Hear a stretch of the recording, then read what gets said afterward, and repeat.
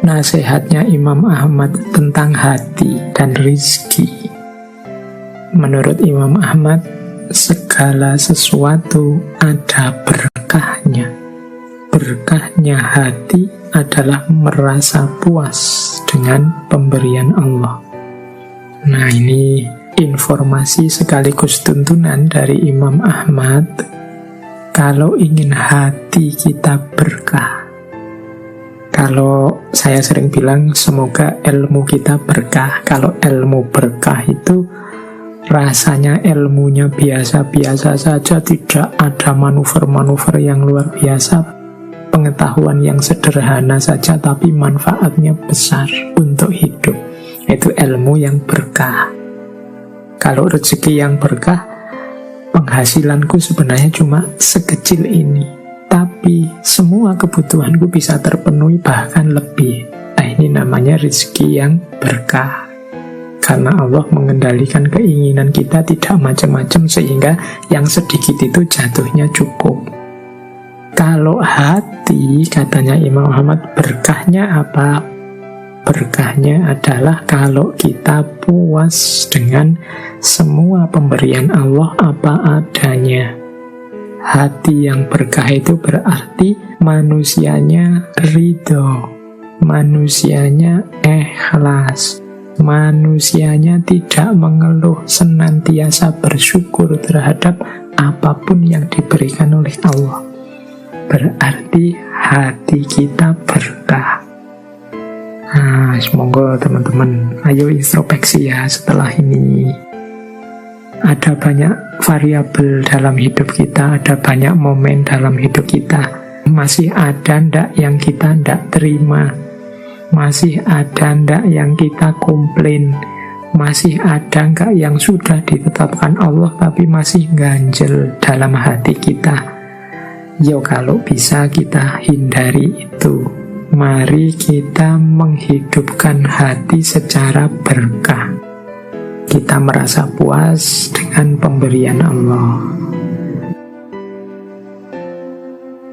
Salah satu tips dari Imam Ahmad untuk membuat hati berkah adalah melembutkan hati.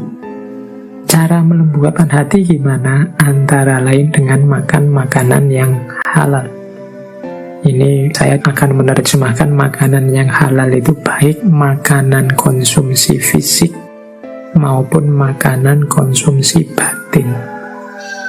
Lu apa bisa Pak konsumsi batin yang halal? Ya banyak. Konsumsi halal secara batin itu kan ya yang mahmudah.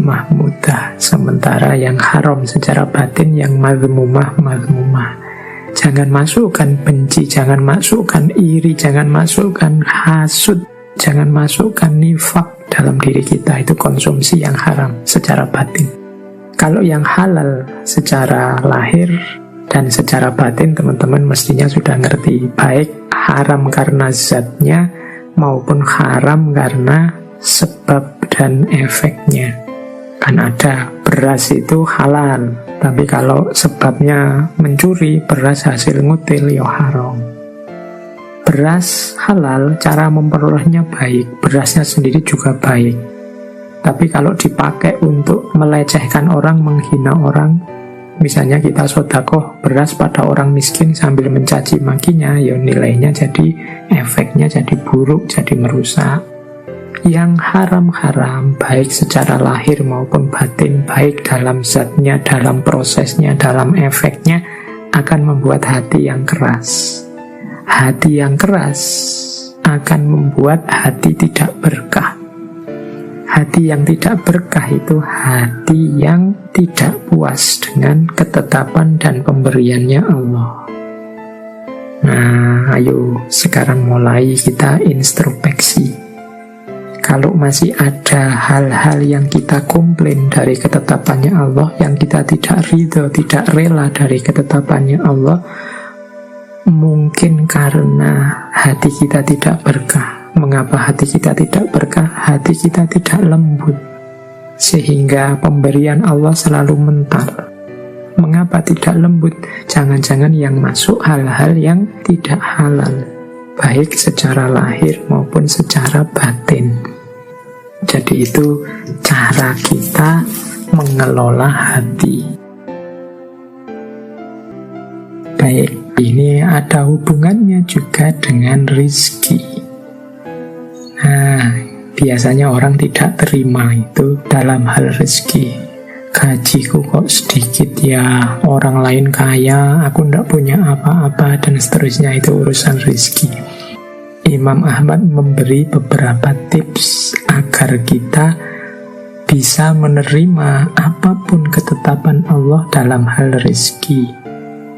Kata Imam Ahmad, rizki itu telah dibagi, tidak akan bertambah dan tidak akan berkurang.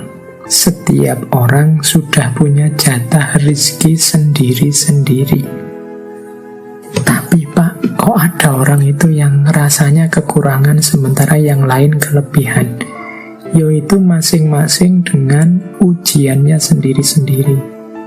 Yang kelebihan, yang merasa lebih mau ndak berbagi, yang merasa kurang mau ndak tetap ridho dan sabar. Kalau jatah sudah pasti, tinggal kita ridho atau tidak, menerima atau tidak ketetapannya Allah. Rizki tidak akan bertambah atau berkurang. Yang kemudian dituntut oleh Allah sikap kita terhadap rizki. Kata Imam Ahmad selanjutnya, rizki itu disebut bertambah jika pemiliknya memperoleh kemudahan dari Allah untuk menginfakkannya dalam ketaatan. Kalimat bertambah di sini bisa kita artikan barokah. Jadi rizki itu barokah kalau orang yang punya rizki dianugerahi oleh Allah kesadaran untuk berbagi, menginfakkannya dalam ketaatan. Itu barokah. Tadi di depan saya bilang, biasanya orang mendefinisikan rizki barokah itu jumlahnya sedikit tapi rasanya tetap cukup. Ya, itu juga termasuk ziyadatul khair. Tapi ada lagi parameter untuk mengukur rizki kita itu benar-benar barokah apa tidak. Yaitu katanya Imam Ahmad, kalau kita punya kesadaran untuk berbagi, berarti barokah. Yang namanya rizki itu kan jatah kita, tidak bertambah, tidak berkurang. Lah kok kita mau berbagi dengan orang lain, berarti rizki kita barokah.